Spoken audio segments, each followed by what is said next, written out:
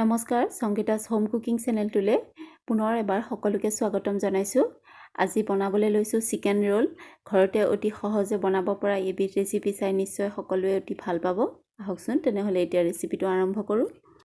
প্ৰথমে মই আটাৰ ডোটো বনাই লৈছো। ইয়াতে মই সমান পৰিমাণৰ আটা আৰু সমান পৰিমাণৰ ময়দা ব্যৱহাৰ কৰিছো। আধা চামুচ নিমখ দিছো, আধা চামুচ বেকিং পাউডাৰ দিছো আৰু 3 চামুচ ৰিফাইন অইল দি লৈছো। আৰু এতিয়া এই সকলোখিনি মিক্স কৰি পেলাই পানী দি এইখিনি মই ডোটো বনাই লম। ডোটো বেছি হাৰ্ডো কৰিব নালাগে, বেছি সফ্টো কৰিব নালাগে।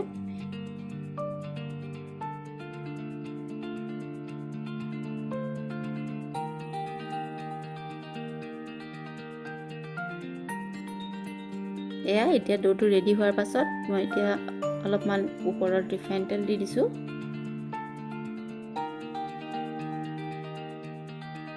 আৰু অলপমান সময় মাৰি এটা মই এইখিনি ঢাকি থৈ দিম।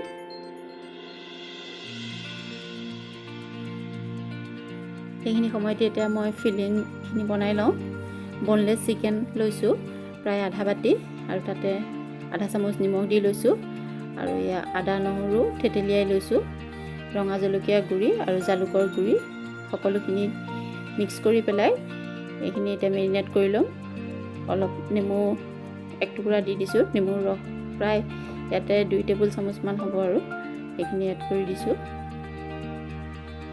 আৰু এতিয়া সকলোখিনি মিক্স কৰি পেলাই প্ৰায় 15 মিনিট মান সময় এনেদৰে মেৰিনেট কৰি থৈ দিম।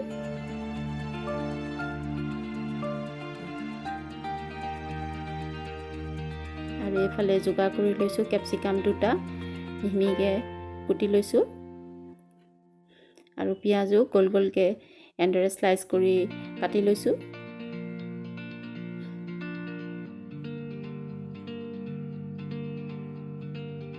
এতিয়া কেৰাহীত প্ৰায় 3 পৰা 4 টেবুল চামুচ মান তেল দি পেলাই প্ৰথমে চিকেনখিনি দি দিছো। এইখিনি ফ্ৰাই কৰি লম।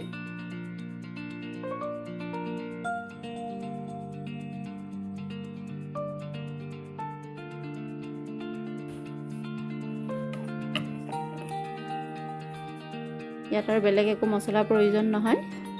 এতিয়া কিছু মই এইখিনি ভালদৰে সিজি লোৱাৰ পাছত এতিয়া ইয়াতে মই পিঁয়াজ আৰু কেপচিকামখিনি এড কৰি দিম।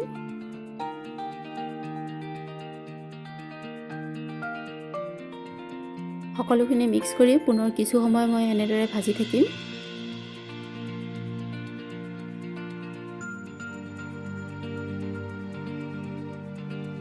পিঁয়াজ আৰু কেপচিকামখিনি অলপ সফ্ট হৈ নোযোৱালৈকে ভাজি থাকিম। আৰু এতিয়া ইয়াতে অলপ মই চচ এড কৰিম।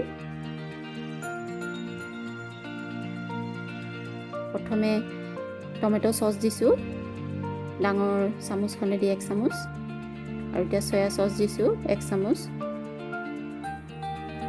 আৰু এতিয়া চিলি চচো 1 চামুচে দি দিছো। পুনৰ এবাৰ লৰাই সকলোখিনি মিক্স কৰি ল'ম আৰু একেবাৰে শেষত অলপমান মৌ দি নমাই থম। মৌ দিলে চিকেনখিনি সফ্ট হৈ থাকে, সেইকাৰণে একেবাৰে শেষত মই মৌ এড কৰিছো। এয়া মোৰ ফিলিং ৰেডি হৈ গ'ল। এতিয়া মই গেছটো অফ কৰি পেলাই অলপমান এইখিনি ঠাণ্ডা হ'বলৈ দিম।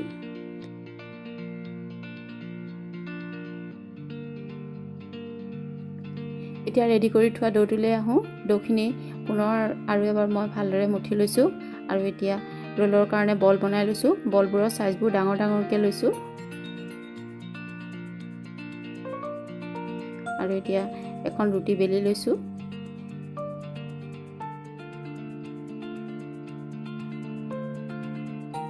আৰু এইফালে তাৱা গৰম হৈ আছে।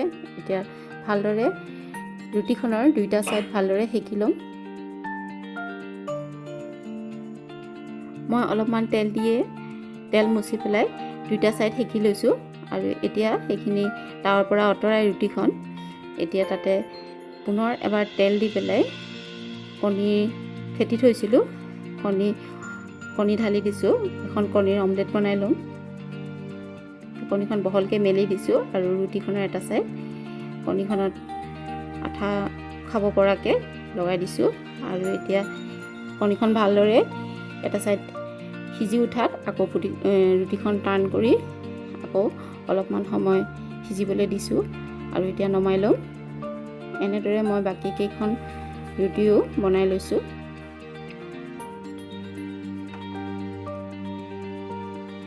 আৰু এতিয়া মই ৰোলৰ কাৰণে ৰুটিখনৰ ভিতৰত এইখিনি ভৰাই যাম ফিলিংখিনি। এতিয়া ৰোল কেইটা ৰেপিং কৰিবৰ কাৰণে মই সকলোখিনি ৰেডি কৰি লৈছোঁ। ফিলিং লৈছোঁ, ৰুটি কেইখন লৈছোঁ আৰু এইফালে দুখন প্লেইন পেপাৰ লৈছোঁ।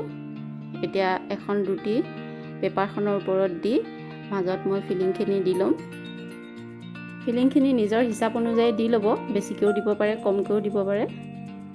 এতিয়া মই ফিলিং প্ৰায় 1.5 চামুচমান ৰুটিখনৰ মাজত দি লৈছোঁ আৰু এতিয়া ৰুটিখন দীঘলীয়াকৈ ৰেপিং কৰি পেলাই ভিডিঅ'টোত দেখুওৱাৰ ধৰণে ৰেপিং কৰি ল'লে আজি আমাৰ ৰোল বনোৱা সম্পূৰ্ণ হ'ব।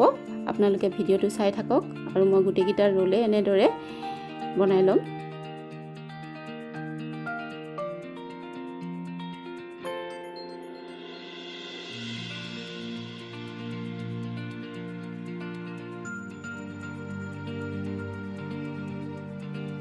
কেতিয়াবা ৰোল খাবলৈ মন গ'লে বাহিৰত নোযোৱাকৈ এনেদৰে ঘৰতে অতি সহজে বনাই খাব পাৰি।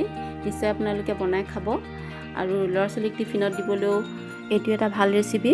যদি আজি ভিডিঅ'টো ভাল লাগিছে তেনেহ'লে লাইক কৰিব, কমেণ্ট কৰিব আৰু মোৰ চেনেলটো ছাবস্ক্ৰাইব কৰিব। পুনৰ নতুন ৰেচিপি সহ অতি সোনকালে লগ পাম। আজিলৈ বাই বাই।